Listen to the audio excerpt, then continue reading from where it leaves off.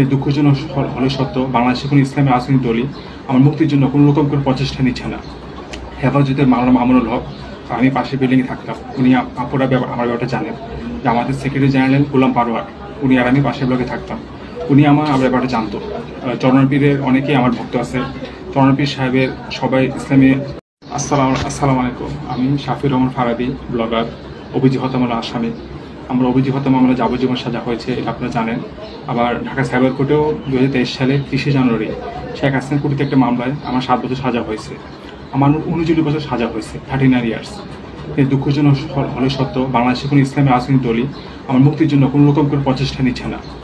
হেফাজতের মাওলানা মামুনুল হক, আমি পাশের বিল্ডিংয়ে থাকতাম, উনি আপুরা আমার ব্যাপারটা জানেন যে আমাদের সেক্রেটারি জেনারেল গোলাম পারোয়ার, উনি আর আমি পাশের ব্লকে থাকতাম, উনি আমার ব্যাপারটা জানতো। চরণপীরের অনেকেই আমার ভক্ত আছে। চরণপীর সাহেবের সবাই ইসলামী আন্দোলন বাংলাদেশ, তারাও আমার ব্যাপারটা জানে। আজ পর্যন্ত হেফাজত ইসলাম, জামাত ইসলাম, চরণপীর ইসলাম আমাদের বাংলাদেশকে আমার মুক্তির জন্য কোনো রকম কোনো প্রচেষ্টা নিচ্ছে না। না কোনো আইনগত সহায়তা, না কোনো আর্থিকভাবে সহায়তা করা, বা আমার মুক্তির জন্য কোনো আন্দোলন করা, বা কোর্টে কোনো রকম চেষ্টা করা কিছু করছে না। আজকে রমজান মাসেই ইফতার আগে দেশবাসীর কাছে আমার একটা অনুরোধ, আমার মুক্তির জন্য অবশ্যই যেন ইসলামী রাজনৈতিক দলগুলো প্রচেষ্টা নেয় এবং তারা যেন কাজ শুরু করে।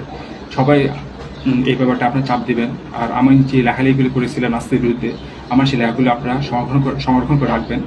আমার সবগুলো লেখাগুলো নিয়ে আপনারা বই বের করার চেষ্টা করবেন। আপনারা বিশেষ করে অভিযোগ হত্যা মামলায় আমি যে 342 ধারায় যে লেখা যে অনুমোদন দিয়েছিলাম, সবার প্রতি অনুরোধ, আমার এই যে অনুমোদিটা আপনারা বহুল প্রচার করবেন। অর্থাৎ আমার মুক্তির জন্য অবশ্যই আপনারা সবাই চেষ্টা করবেন, ইসলামী রাজনৈতিক দলগুলোর উপর চাপ দিবেন, তারা যেন আমার মুক্তির জন্য চেষ্টা করে। এই কথাগুলো বললে আমি আমার বক্তব্য শেষ করছি। আমার ভিডিওটা আপনারা সবাই প্রচার করুন এবং সবার মুক্তির জন্য চেষ্টা করুন। আসসালামু আলাইকুম।